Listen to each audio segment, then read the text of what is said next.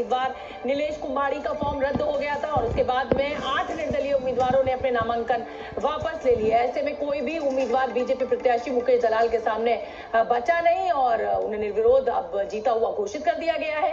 DM ने उनको certificate भी दे दिया है, तो ये तो बहुत ही बढ़िया है। 4 जून से पहले ही 2024 के लोकसभा चुनाव का पहला नतीजा आपके सामने है।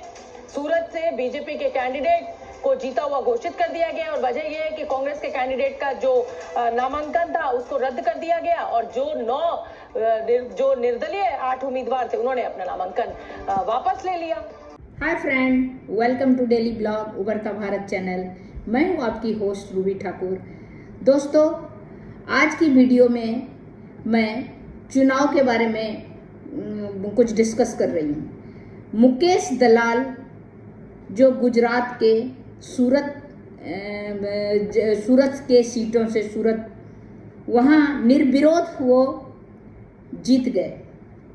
निर्विरोध लोकसभा चुनाव जीतने वाले में बीजेपी के पहले सांसद बने मुकेश दलाल।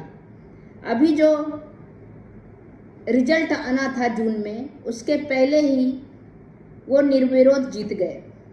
मुकेश दलाल सूरत चुनाव क्षेत्र से, लोकसभा चुनाव क्षेत्र से सूरत। डिम्पल यादव समेत 6 बड़े चेहरे भी इस लिस्ट में शामिल है जो निर्विरोध जीते हैं। पहले इतिहास है इसका। जो उम्मीदवार बिना किसी मुकाबले से लोकसभा में पहुंचे हैं उसमें से ज़्यादा कांग्रेस से हैं। सिक्किम और श्रीनगर निर्वाचन क्षेत्र से 2 बार ऐसे निर्विरोध चुनाव हुए हैं, जबकि अधिकांश उम्मीदवार सामान्य या नियमित चुनाव में निर्विरोध चुनाव जीते हैं। डिम्पल यादव सहित कम से कम 9 ऐसे हैं जिन्होंने उपचुनाव और निर्विरोध जीत हासिल की है। क्योंकि उनका क्षेत्र है, उनका वहाँ दबदबा है, तो नेचुरल है कि निर्विरोध बहुत कारण से भी निर्विरोध जीत जाता है, जिसका पॉलिटिकल भी है, उसके बारे में मैं ज़्यादा नहीं बोलना चाहूँगी। बीजेपी के मुकेश दलाल पिछले 12 साल से निर्विरोध लोकसभा जीतने वाले में पहला उम्मीदवार बन गए हैं। यह शायद भाजपा के पहले उम्मीदवार हैं जिन्होंने संसदीय चुनाव में निर्विरोध जीत हासिल की है। 7 चरणों में चल रहे लोकसभा चुनाव में यह भारतीय जनता पार्टी की पहली जीत है। पहले चरण की चुनाव हो गया है। पहले चरण का जो चुनाव हुआ बहुत कम मतदान हुआ। कारण है कि 19, 20, 21 3 दिन की छुट्टी थी। 3 दिन की छुट्टी के कारण भी आदमी बाहर चला गया था, घूमने का प्लान, कोई कहीं का प्लान 3 दिन के छुट्टी में। दूसरा है कि गर्मी भी बहुत पड़ रही है। 3-4 कारण मेरे को लगता है जिसके कारण कम मतदान होने का 3-4 कारण हो सकता है। पहला तो ये 3 दिन की छुट्टी हो गई वीकली, कहीं ना कहीं लोग प्रोग्राम, बच्चों का एग्ज़ाम भी हो गया है, इसमें स्कूल का एग्ज़ाम तो कंप्लीट है और 10th 12th वाला भी जो दिया है, किसी का रिजल्ट निकलने वाला है, किसी का। तो इस तरह करके फैमिली प्लान भी 2-3 दिन में लोग घूमने का कहीं पर कर लिया है, या इधर उधर रिश्तेदारी के यहाँ जाना आना, इस तरह। तो एक तो ये है। दूसरा, गर्मी बहुत पड़ रही है।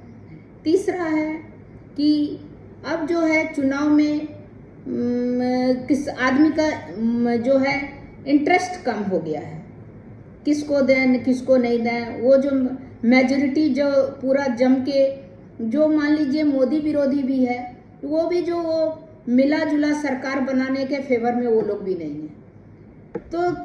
तो इस कारण से बहुत आदमी ने नहीं वोट दिया कि अगर इधर हम नहीं देंगे, मोदी जी को नहीं देंगे, तो वो यूनाइट जो पार्टी बना है इंडिया, उसको भी नहीं देंगे, क्योंकि उसमें खींचातानी होगा। 100%, 101% खींचातानी होगा। बाप बेटे में खींचातानी का हिस्ट्री, इतिहास रहा है। चाचा भतीजे के खींचातानी का पॉलिटिकल इतिहास रहा है, जो अभी चल भी रहा है। तो वो आप सोचिए, इतने घटक दल अगर मिलके एक पार्टी बनाते हैं, और कांग्रेस में उतना दम नहीं रहा कि वो अकेले बलबूते पे लड़ सकता है।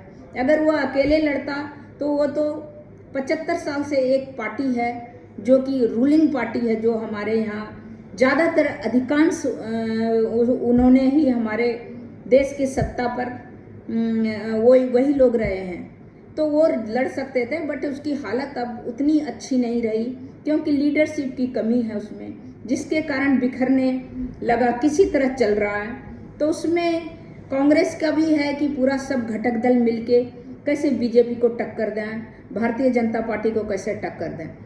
तो पब्लिक का विश्वास खत्म हो गया है कि यूनाइट जो है, ये जो पार्टी है, दूसरा जो अलायंस पार्टी बना है कांग्रेस के साथ, वो कितना सक्षम हो पाएगा, कितना चला पाएगा देश को सही तरीके से। सब लूट बटार, जैसे ही जीत होगी सब लूट बटार, मेरे को ये पद चाहिए, मेरे को ये चाहिए, इस तरह पहले भी हो चुका है। ममता बनर्जी को रेलवे चाहिए था, लालू यादव रेलवे पर था, तो इस तरह करके पहले का भी हिस्ट्री है कि जो यूनाइट हुआ उसमें बहुत सारा कंट्रोवर्सी हुआ, तोड़ जोड़ हुआ, बिखर भी गया। तो इस तरह करके आदमी को, जो जनरल पब्लिक है, उसको भरोसा नहीं है कि वो चला पाएगा। जो एंटी मोदी है वो भी, और जो मोदी को सपोर्टर है उसका तो कोई बात। मेरा अपना जो व्यू है, मैं अपना व्यू बताती हूँ कि जो स्ट्रांग पार्टी है उसी को देना चाहिए वोट। अब मतदान जरूर करना चाहिए। अब पहला चरण का मतदान जो है बहुत कम हुआ। आदमी को कहीं घूमना तो पूरा सालों भर लगा रहता है। ये जो मतदान का महापर्व है जो है, उसमें जरूर भाग लेना चाहिए। आप भाग लीजिएगा तो आपके हिसाब से नुमाइंदा है, आपका चुना हुआ जो होगा प्रतिनिधि, वही प्रतिनिधित्व करेगा आगे। सही आदमी को चुन के आप लाइए, जिसकी सोच, जिसकी काम जो अच्छी हो, उसको आप चुन के लाइए। तो उसके लिए आप छुट्टी और कहीं पर जाना आना त्याग करके सबसे पहला काम आपको अपना वोट का प्रयोग करना। ये आपका मौलिक अधिकार है, आपके मत का प्रयोग करना। और किसी के बहकावे में नहीं आए कि ये हम कर लेंगे, वो कर लेंगे। सोच समझ के या किसी के लालच में आप आके वोट मत दीजिए कि लालच में हमको ये पैसा दे दिया, हमारा ये कपड़ा दे दिया तो हम दे दिए। 5 साल आप अपने देश को किसी के हाथों में दे रहे हैं। उसके लिए पढ़े लिखे, ना पढ़ने वाला, सब सोच समझ के करें कि क्या अच्छा है हमारे देश के लिए। क्योंकि आज के टाइम में आप देखिए, दुनिया में हर जगह खींचातानी, लड़ाई झगड़ा सब चल रहा है। अपने देश को कैसे सुरक्षित रखा जाए, इन सब के से हट के कैसे देश को जाति धर्म पर मत दीजिए। को हिंदू है, मुस्लिम है, सिख है, ईसाई है, हमारा सिख जाति है, हमारा मुस्लिम जाति है, हमारा हिंदू जाति है, सब सोच छोड़ के सिर्फ काम पे वोट दीजिए। और जो उम्मीदवार हो, जिसका पाक दामन हो, जो एकदम से सच्चरित्र हो, जिसके ऊपर दाग कभी नहीं लगा हो, उसको आप चुनिए। तो इस तरह करके ऐसे चुनाव कीजिए जो कि आपके देश का और आपका भविष्य भी सुरक्षित रखे। और इतने सारे कंट्री में जो चल रहा है उसको जो हैंडल कर सके डिप्लोमेटिक। अभी के लिहाज से जो मैं देख पा रही हूँ, हमारा अपना व्यू है, हमारा अपना सोच है कि मोदी जी सक्षम है किसी भी चीज़ को राष्ट्रीय अंतर्राष्ट्रीय समस्याओं को हैंडल करने के लिए सक्षम है। इसीलिए आप किसी के बहकावे में नहीं जाइए। आप जो सक्षम उम्मीदवार है उसको दीजिए और आप उसको अपना और अपने देश का भविष्य उसके हाथों में दीजिए। तो सोच समझ के जिम्मेदारी के साथ आप मत दीजिए, मतदान कीजिए और कहीं मत जाइए घूमने।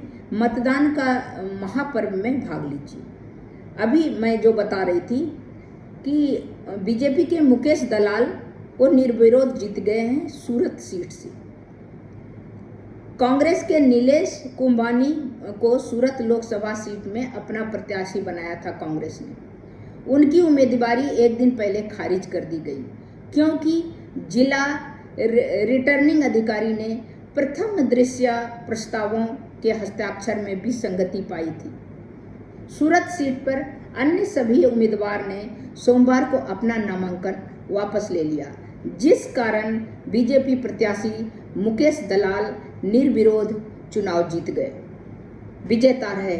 हाल में ही अरुणाचल प्रदेश में हुए विधानसभा चुनाव में 10 भारतीय जनता पार्टी भाजपा उम्मीदवार निर्विरोध जीते थे।